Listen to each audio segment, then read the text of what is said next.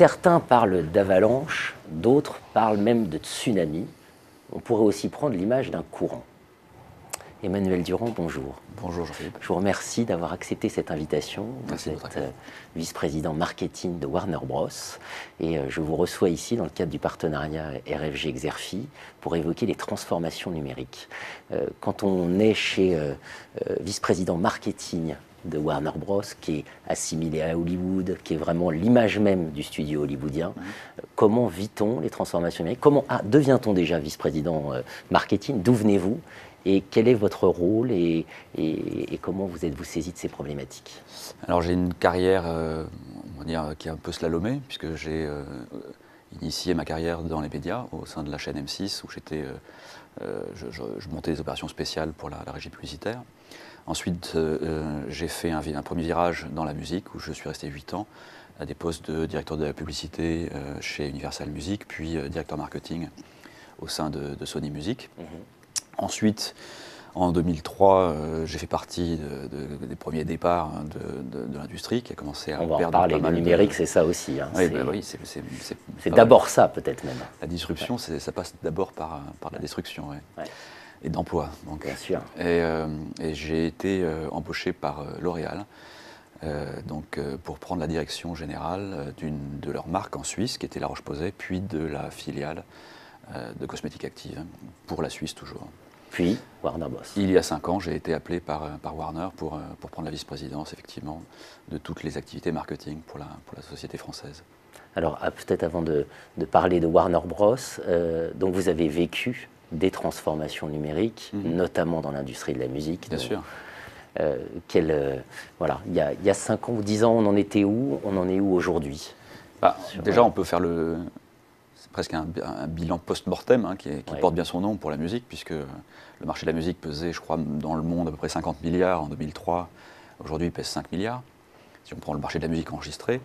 Dans le même temps, on s'aperçoit que les gens n'ont probablement jamais autant dépensé pour la musique qu'en ce moment, mais ils dépensent sur un univers plus large. Ils achètent des casques, des players, etc. Et donc, les majors initiales n'ont pas forcément su capter les problématiques liées à cette diversification des revenus.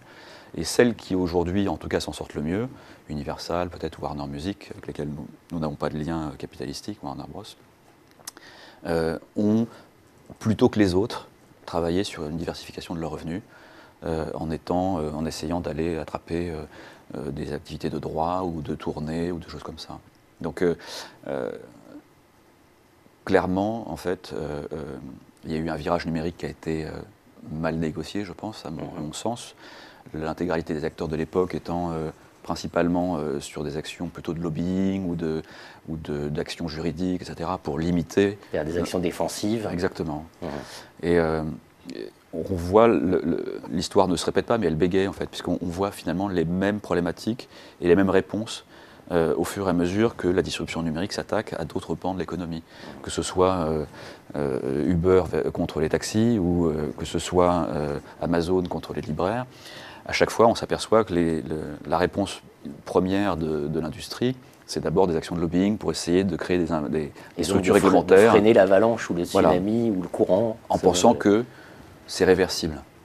Et ça, c'est une première erreur, en fait. C'est irréversible. Il faut être pragmatique par rapport à ça, il faut le prendre en compte, il faut l'intégrer comme étant une donnée de base de notre environnement. Internet est là, il ne va pas partir. Et comme disait Bezos au libraire qui se plaignait de la disruption qu'il apportait, il leur a répondu « se plaindre n'est pas une stratégie ». C'est très joli. Et oui.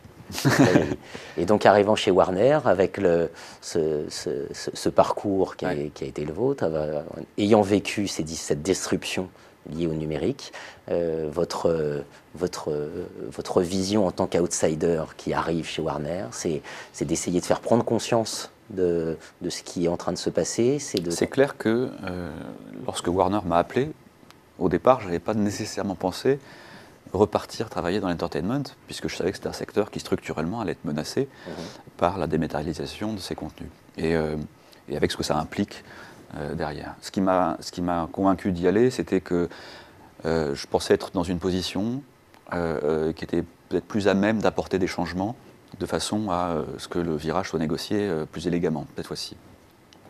Et je suis venu avec donc mon expérience passée, qui est une expérience du changement. Après, il faut réussir à convaincre l'organisation, à être un évangéliste, de se dire, de mettre les éléments de l'organisation de son côté en disant voilà, il faut qu'on aille de ce côté-là. C'est là encore une fois irréversible. Et il vaut mieux être dans ces cas-là proactif que réactif. Et là, votre conviction, c'est que est clé notamment la question de l'identité, c'est-à-dire on doit porter différemment ou repenser enfin, ce qu'on peut conserver de son histoire et de son identité pour la propulser vers...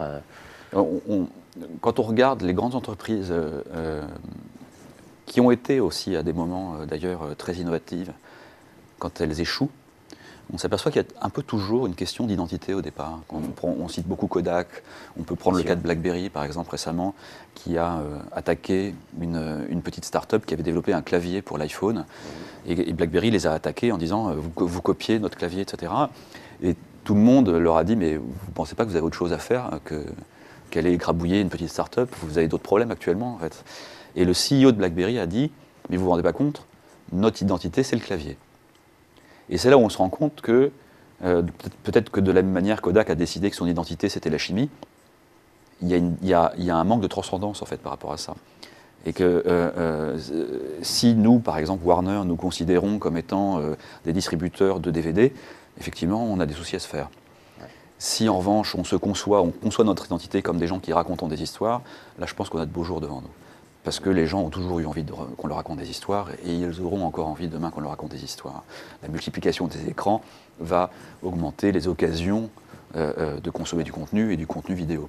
Donc vous voyez, cette notion d'identité, elle va déterminer votre capacité à être agile, à être plastique dans la notion de changement de vos business models.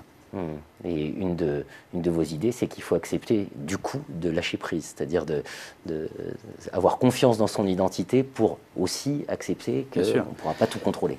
C'est une notion qui est implicite du numérique, c'est-à-dire c'est la prise de pouvoir par la multitude, par le peuple entre guillemets, qui va prendre le contrôle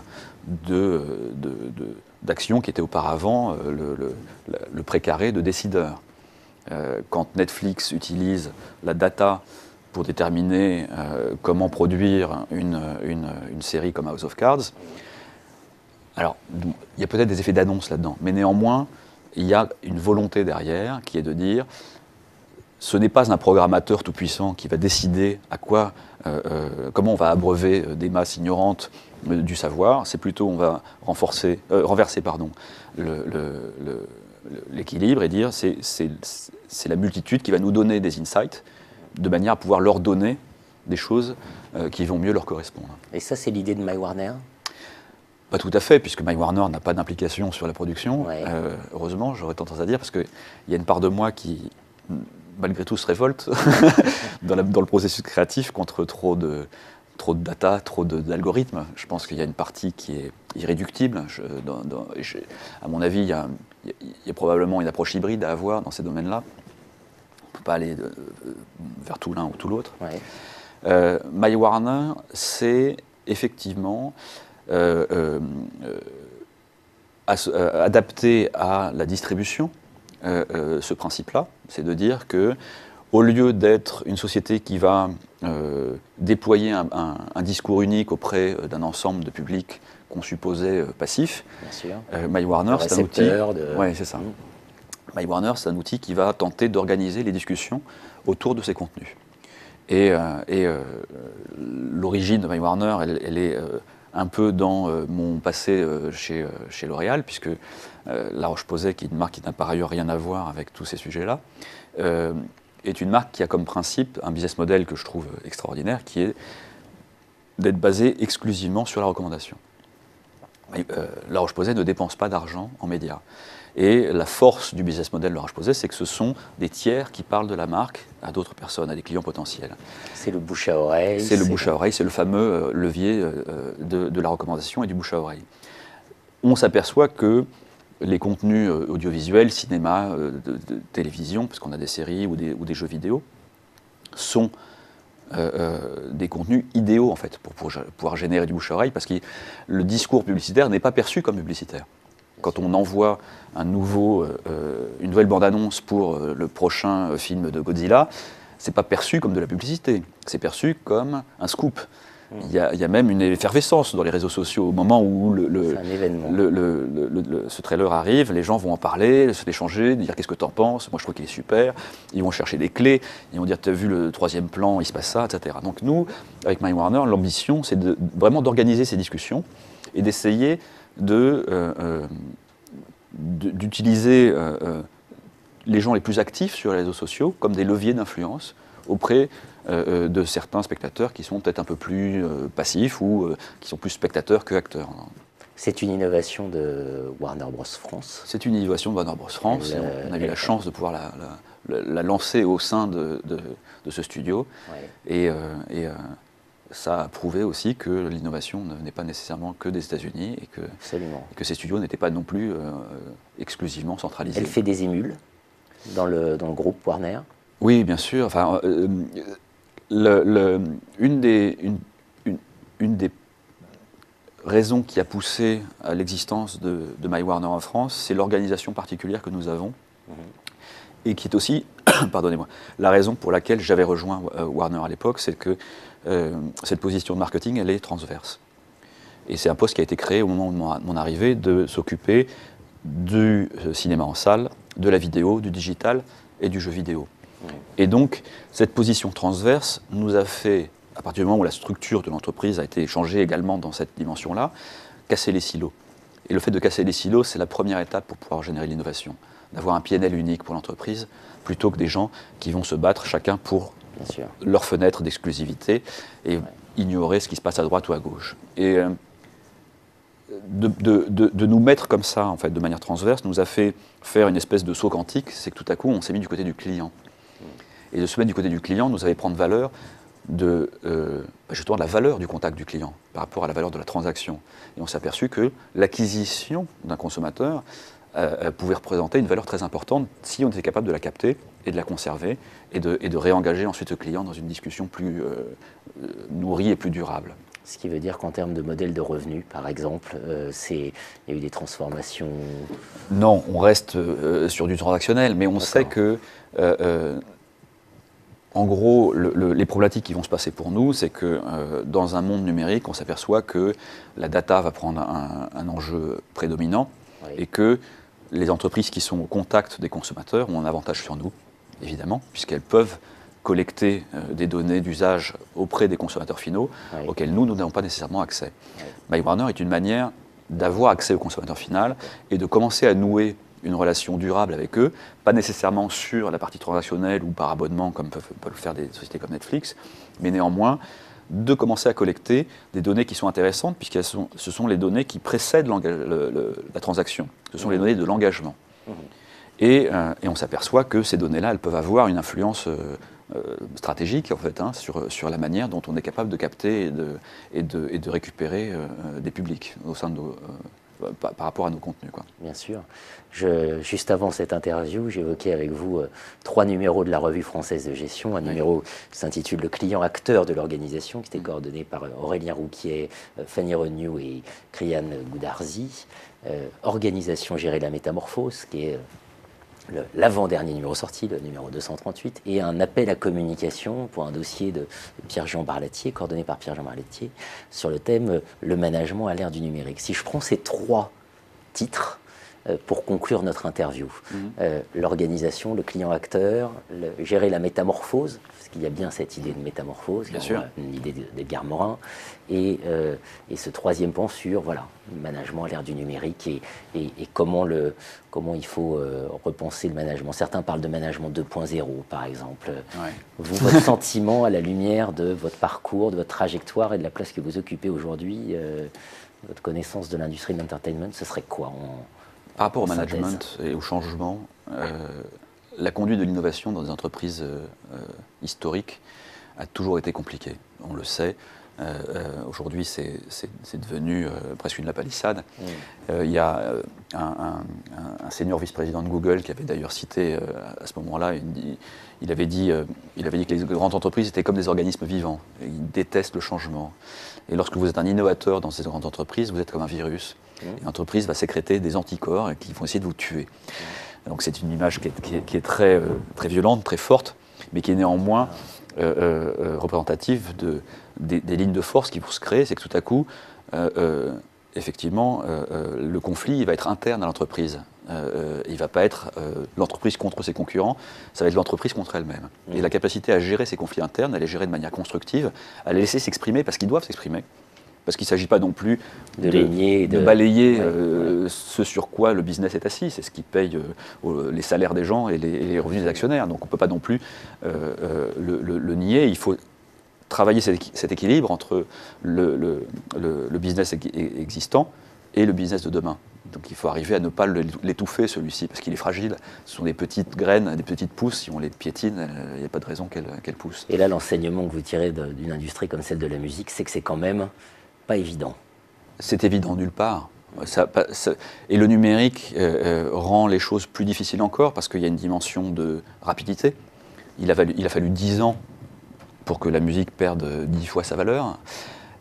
Probablement que les disruptions qui vont arriver dans le cinéma ou dans la presse, l'édition, etc., vont être de l'ordre de 4 ans, 5 ans. Donc on le voit, hein, cette accélération qui est induite par la baisse des barrières à l'entrée, notamment. Ça n'a jamais été aussi facile de monter une entreprise aujourd'hui. Ce qui coûtait 5 millions en 1995 coûte peut-être 5 000 euros aujourd'hui. On s'aperçoit que le fait que... on peut parler des Amazon Web Services, la capacité de louer du temps de serveur, alors qu'avant il fallait bâtir une infrastructure, permet à 3 personnes dans une chambre de monter une entreprise et qui peut être en plus scalable immédiatement, mondialement. Donc en fait il y a une dimension comme ça où la géographie est niée, où les coûts fixes deviennent dérisoires. Et donc, c'est des éléments de disruption qui sont plus forts qu'ils n'ont jamais été. Pour les entreprises installées, ça nécessite de repenser ces barrières à l'entrée et de les reconstruire autrement, on va dire. Donc ça, c'est des enjeux d'organisation qui sont très importants. Dans lequel le client devient acteur. Et dans lequel le client devient acteur. On le voit, effectivement.